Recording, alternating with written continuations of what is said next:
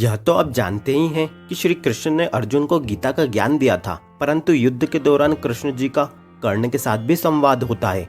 कर्ण अपने जीवन से जुड़े तमाम प्रश्न श्री कृष्ण से पूछते हैं और कृष्ण जी कर्ण के प्रत्येक प्रश्न का उत्तर देते हैं जो गीता के ज्ञान से कम नहीं थे।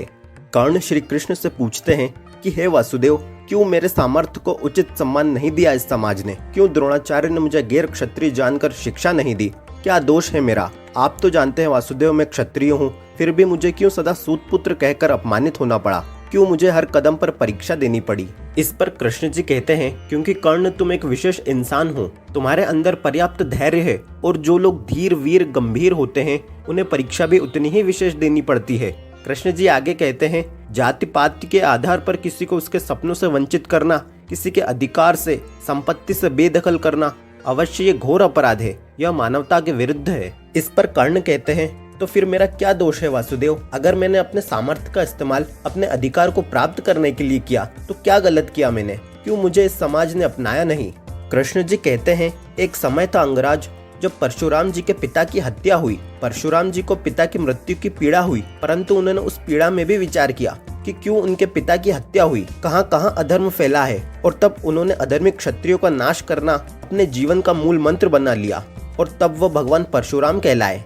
आपको जो पीड़ा हुई वह वास्तविक थी, आप उसे अवसर बना लेते तो आप जैसा शक्तिशाली व्यक्ति समाज को मिल जाता और समाज का कल्याण होता, क्योंकि आप में सामर्थ्य था और उस पीड़ा का अनुभव भी था। परंतु आपने अपना जीवन दुर्योधन को समर्पित कर दिया, जिसके पक्ष में केवल अधर्म था। आपने उसकी सहायता करने की प्रतिज्ञा की, यह भी आपका दोष था। इस पर कर्ण कहते हैं कि क्या मित्र की सहायता करना पाप है? उस व्यक्ति की सहायता करना पाप है जिसने मुझे इस युद्ध में शामिल होने का अवसर दिया, मुझे अपना सामर्थ्य सिद्ध करने का मौका दिया। मुझे जो कुछ भी मिला है वह दुर्योधन के दान के माध्यम से मिला है, तो क्यों मैं अपना जीवन उसे समर्पित नहीं करूं? कृष्ण जी दुर्योधन की मित्रता की वास्तविकता समझाते हुए कर्ण से कहते हैं, क्या आपसे मित्रता करने के पश्चात दुर्योधन ने समस्त पीड़ितों और सूतों को विद्या का अधिकार दे दिया? क्या उसने सारे शोषित समाज को अपना लिया? नहीं कर्ण, ऐसा नहीं हुआ। उसने केवल अपने लाभ हेतु आपसे मित्रता की। तुम्हारे अंदर अर्जुन को लेकर प्रतिस्पर्धा थी, उसके कारण आपसे मित्रता की। यदि आपने आपके दुखों का त्याग कर समाज के दुखों को अपना लिया होता तो दुर्योधन की मित्रता का सत्य आप जान जाते। यदि दुर्योधन के हृदय में उपकार की भावना होती तो आप उसके माध्यम से पीड़ितों को लाभ करवा पाते, किंतु आपने ये सत्य जाना ही नहीं। आप पर किए गए उपकारों का कोई मूल्य ही नहीं था। कर्ण कहते हैं, वासुदेव, मैंने सदा ही जरूरतमंदों को दान किया है, अपनी संपत्ति में से कुछ नहीं रखा। सदा ही मैंने विद्या का अभ्यास किया है, विद्या को स्मरण रखने का अथक प्रयास किया है, फिर क्यों मुझे मेरी विद्या आज मेरे काम नहीं आ रही? इस पर कृष्ण जी कहते हैं, जो विद्या अनीति के मार्ग पर चलकर प्राप्त की जाती है वो संकट के समय साथ छोड़ देती है। ये भगवान परशुराम का शाप नहीं, प्रकृति का नियम है।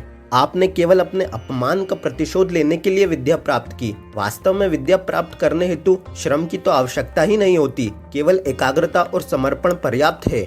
जो व्यक्ति अमूल्य ज्ञान का मूल्य जानकर उसे प्राप्त करता है वह उत्तम बन जाता है, किंतु जो व्यक्ति कुछ और प्राप्त करने के आशय से ज्ञान प्राप्त करता है वह जीवन भर श्रेष्ठ बनने की स्पर्धा में लगा रहता है, किंतु श्रेष्ठ नहीं बन पाता।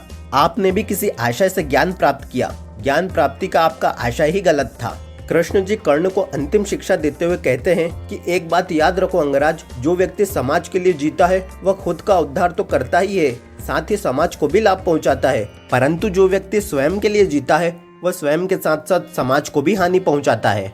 तो दोस्तों, यह था श्री कृष्ण और कर्ण के बीच हुआ संवाद। अगर आपको यह वीडियो पसंद आया है तो वीडियो को लाइक व शेयर जरूर करें, साथ ही अपने विचार हमें कमेंट के माध्यम से बताएं और ऐसी दिलचस्प जानकारियों के लिए हमारे चैनल स्पिरिचुअल ज्ञान हिंदी को सब्सक्राइब करना बिल्कुल भी ना भूलिए।